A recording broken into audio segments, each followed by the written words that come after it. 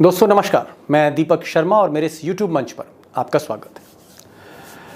दोस्तों, अगर आप में से कुछ उत्तर प्रदेश के बाहर रहते हैं, उत्तर प्रदेश से दूर रहते हैं, तो आपको कभी कभी ऐसा लगता होगा कि महंत योगी आदित्यनाथ ने, सीएम साहब ने यूपी के जितने शातिर अपराधी हैं, जितने जघन्य अपराधी हैं, जितने बाहुबली माफिया सरगना है, या तो उनका एनकाउंटर कर दिया, मौत के घाट उतार दिया, या जेल भेज दिया, या उनकी रीढ़ तोड़ दी, माफिया मुक्त कर दिया है उत्तर प्रदेश को। और यही बात प्रधानमंत्री नरेंद्र मोदी, गृह मंत्री अमित शाह घूम घूम कर चुनाव से पहले उत्तर प्रदेश में योगी जी की इसी काबिलियत को सबसे बड़ा सबूत बता रहे हैं भाजपा सरकार की कामयाबी का, कि माफिया की रीढ़ तोड़ दी गई है। क्या ये माफियाओं को जेल में भेजना चाहिए कि महल में भेजना चाहिए? ये गुंडों को जेल भेजना चाहिए कि महल में भेजना चाहिए? योगी जी ने सही किया कि नहीं किया? सही किया कि नहीं किया? यही करना चाहिए ना, तभी तो सज्जन व्यक्ति जिंदगी जी सकता है भाई। 5 साल योगी जी की सरकार चली है, मुझे बताओ उत्तर प्रदेश में दूरबीन लेकर भी माफिया दिखाई पड़ता है क्या? जरा जोर से बोलो, दिखाई पड़ता है क्या?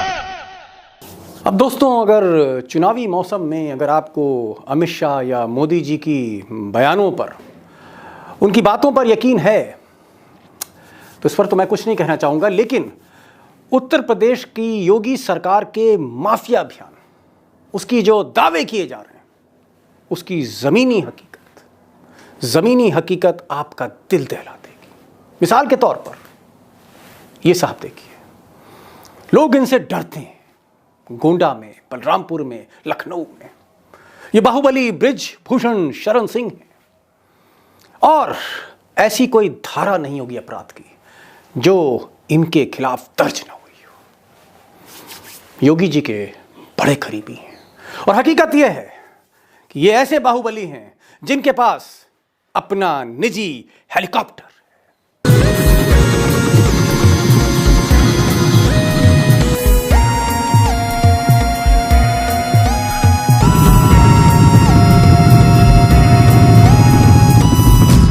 उत्तर प्रदेश में माफिया सरगना हेलीकॉप्टर पे, जी हाँ, अपने निजी हेलीकॉप्टर पे उड़ान भर रहे हैं, मर्सिडीज पे चल रहे हैं, गाड़ियों के काफिलों पे चल रहे हैं, और फरारी के दौरान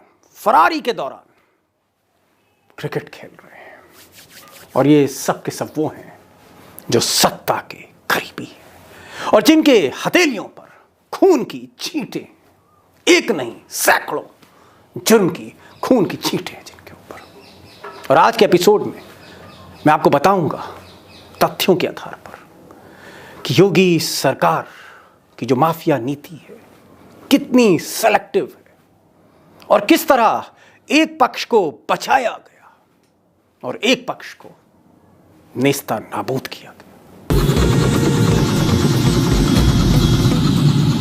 दोस्तों, जो बुनियादी फर्क है, कल्याण सिंह की सरकार जो 90 के दशक में थी, कल्याण और अटल का कॉम्बिनेशन आप कह सकते हैं, और एक सरकार जो मोदी और योगी की, माफिया के खिलाफ कार्रवाई कल्याण सिंह के टाइम पर भी हुई थी, और उस वक्त प्रकाश सिंह साहब डीजीपी थे, और उन्होंने उत्तर प्रदेश के हर माफिया की जिलेवार सूची बनाई, और ऐसी सूची बनाई कि उस मॉडल को, उनके माफिया चार्ट मॉडल को इस मुल्क के बाकी सूबों की पुलिस ने फॉलो किया,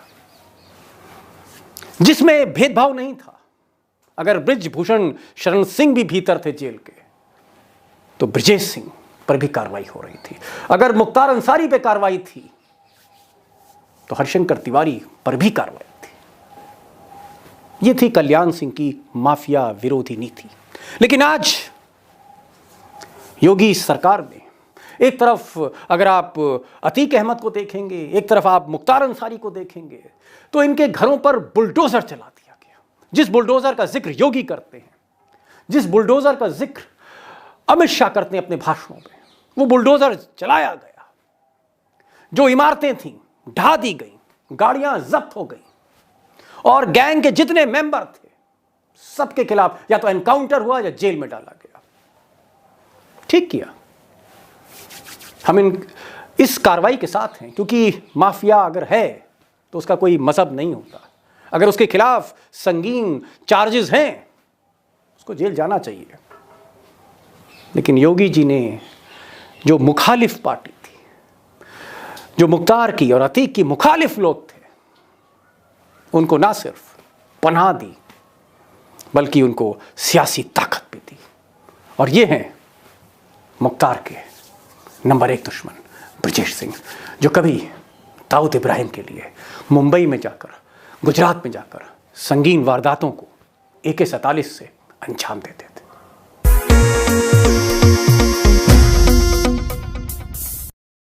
और ब्रजेश सिंह का जिक्र इसलिए कि अगर उत्तर प्रदेश में माफियाओं की सूची बनाई जाएगी, जघन्य अपराधियों का इतिहास लिखा जाएगा, उसकी शुरुआत बिना ब्रजेश सिंह के नहीं हो सकती। और ब्रजेश सिंह जो आज MLC हैं, जिनको कभी CBI ढूंढ रही थी, जिनको इंटरपोल ढूंढ रही थी, जिनको पश्चिम बंगाल की पुलिस, उड़ीसा की पुलिस, महाराष्ट्र की पुलिस, गुजरात की पुलिस ढूंढ रही थी, आज वो MLC हैं और चोरी छुपे जेल में मिलने उत्तर प्रदेश में योगी के करीबी नेता अधिकारी चाहते। और उसी ब्रजेश सिंह के सगे भतीजे सुशील सिंह को बीजेपी ने टिकट दिया, जिसके लिए अमित शाह चिल्ला चिल्ला कर, मोदी जी बार बार दोहराते हैं कि हमने माफिया की रीढ़ तोड़ दी, अपराध मुक्त उत्तर प्रदेश। वो सुशील सिंह देखिए किस तरह से वोट मांग रहा है।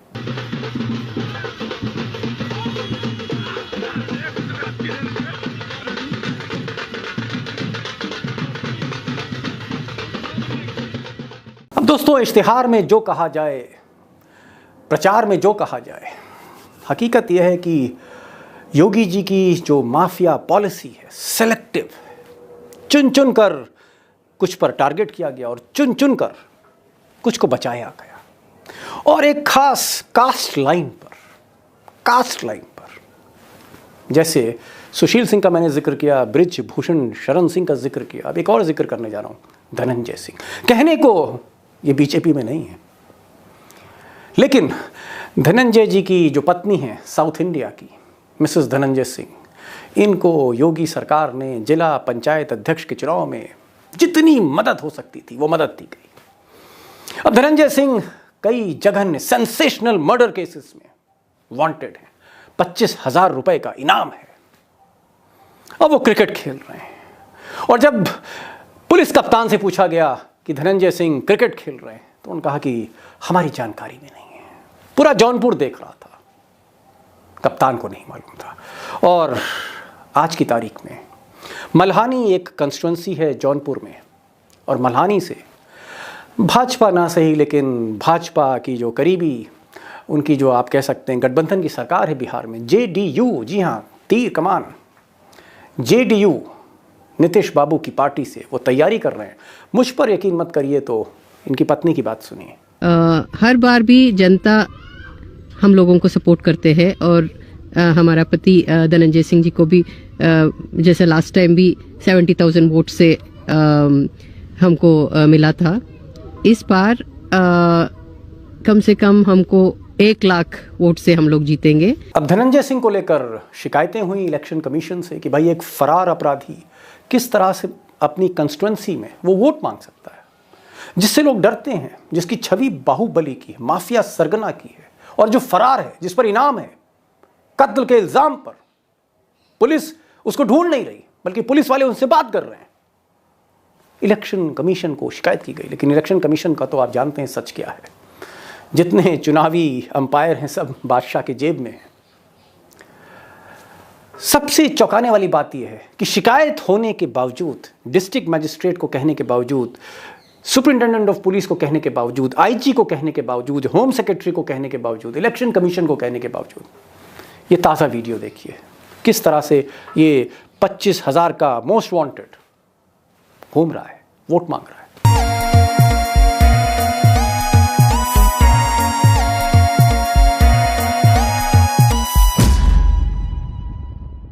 दोस्तों, डॉन हो तो फिर ब्रिज भूषण शरण सिंह जैसा, दशकों का अपराध का इतिहास।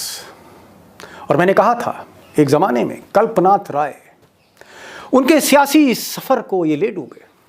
ऐसा संगीन अपराध, ऐसी संगीन धाराएं इन पर लगी थी टाटा की, कल्पनाथ राय पे, बृजभूषण शरण सिंह की वजह से। किसी पर AK-47 से हमला करा दिया। मैं चाहूँ तो गवाह खड़े कर सकता हूँ, लेकिन समय ज़्यादा उसमें ज़ाया होगा। आप यूँ मानिए कि बृजभूषण सिंह एक इंस्टीट्यूशन है क्राइम की, और इत्तेफाक से योगी जी के बहुत प्रिय हैं, महंत के बहुत प्रिय हैं, और इनकी दौलत नापी नहीं जा सकती, था नहीं है। और शायद इसीलिए ये हेलीकॉप्टर से चलते हैं, हेलीकॉप्टर से उड़ते हैं। और उत्तर प्रदेश में आज की तारीख में 2 ही हेलीकॉप्टर उड़ते हैं, एक योगी का, एक बृजभूषण का।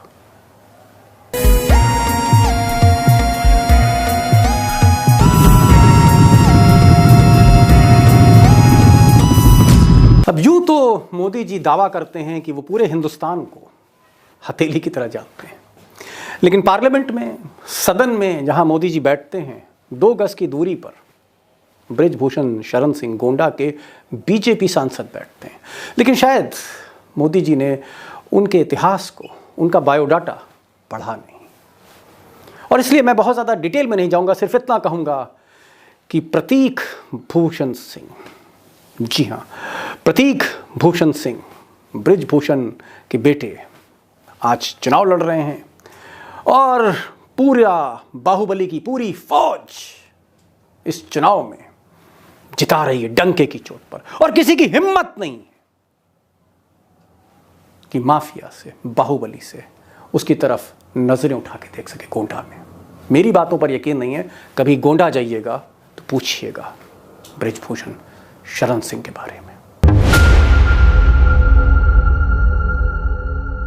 दोस्तों, यूं तो बॉलीवुड में अंडरवर्ल्ड पर बहुत सी फिल्में बनी और वेब सीरीज भी आई, नाम मिर्ज़ापुर तक रखा गया, लेकिन बॉलीवुड उस सुपरफिशियल दुनिया के लोगों को मिर्ज़ापुर की असली हकीकत नहीं मालूम कि रंगबाजी किसे कहते हैं, रंगदारी किसे कहते हैं, टॉन किसे कहते हैं। यह है विनीत सिंह, मिर्ज़ापुर के किंग विनीत सिंह, और मिर्ज़ापुर के हैं ये किंग। और ये वो शख्स हैं जिनका अगर आप काफिला देखेंगे ना, डर जाएंगे।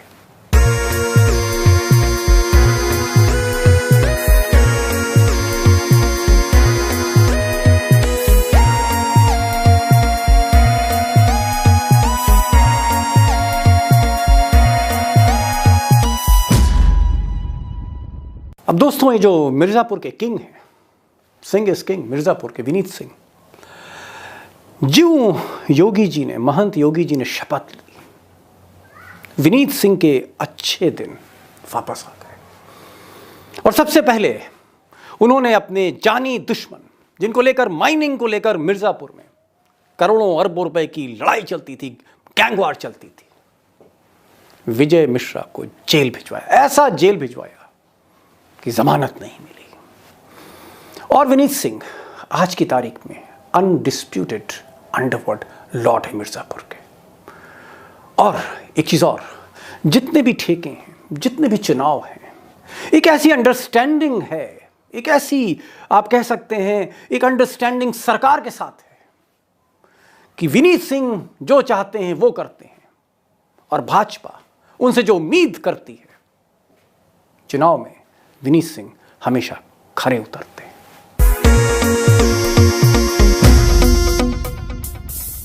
अब दोस्तों, एक लंबी फिरिस्त है। विनीत सिंह के बाद ये क्रम रुकता नहीं है, बढ़ता चला जाता है। हर जिले में कोई विनीत सिंह, हर जिले में कोई सुशील सिंह, हर जिले में कोई बृजभूषण का गुरका है, और एक सेलेक्टिव पॉलिसी के तहत इनको आश्रय प्रश्रय दिया जा रहा है, कास्ट लाइंस पर।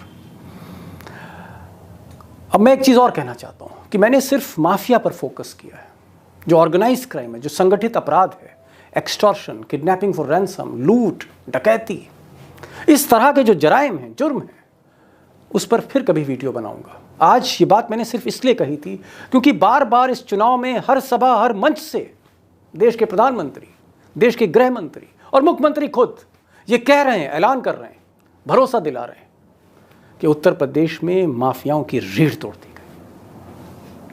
मुझे लगता है कि विकास मॉडल पर न मेरे पास कुछ कहने को है, न आपके पास सुनने को कुछ है, लेकिन आज आपने माफिया मॉडल योगी जी का ज़रूर जान लिया। ये वीडियो आपको कैसा लगा, इस पर अपने कमेंट्स, अपने सजेशंस मुझे ज़रूर दीजिएगा।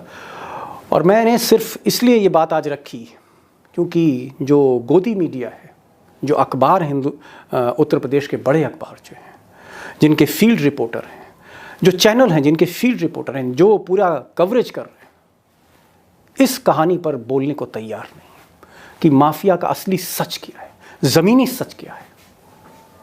इसलिए मेरे इस वीडियो को, जो आपकी आवाज़ है, इसको प्लीज़ शेयर करिए, लोगों तक पहुंचाइए, बताइए कि सच क्या है। और लोगों को खुद पता होगा, मिर्ज़ापुर वाले को पता है विनीत सिंह कौन है, गोंडा में जो लोग रहते हैं या गोंडा से जो ताल्लुक़ रखते हैं उनको बृजभूषण के बारे में पता है, सुशील सिंह के बारे में चंदौली के लोग जानते हैं, गाजीपुर के लोग जानते हैं, बनारस के लोग जानते हैं। और धनंजय सिंह के बाद जौनपुर ही नहीं, जौनपुर के आसपास जो जिले हैं उनको पता है कि माफिया जब क्रिकेट खेलता है तो अंपायर यानी पुलिस भाग जाती है। बहरहाल एक गुजारिश और कि इस वीडियो को शेयर करने के साथ साथ आप प्लीज़ इसको लाइक करें, कमेंट लिखें और जो बेल आइकॉन है उसको ज़रूर क्लिक करें, नोटिफिकेशन आपको सबसे पहले मिले। ये आपकी आवाज़ है, आप तक पहुँचे और दूसरे लोगों तक आप पहुँचाइए। बस आज इतना ही। नमस्कार।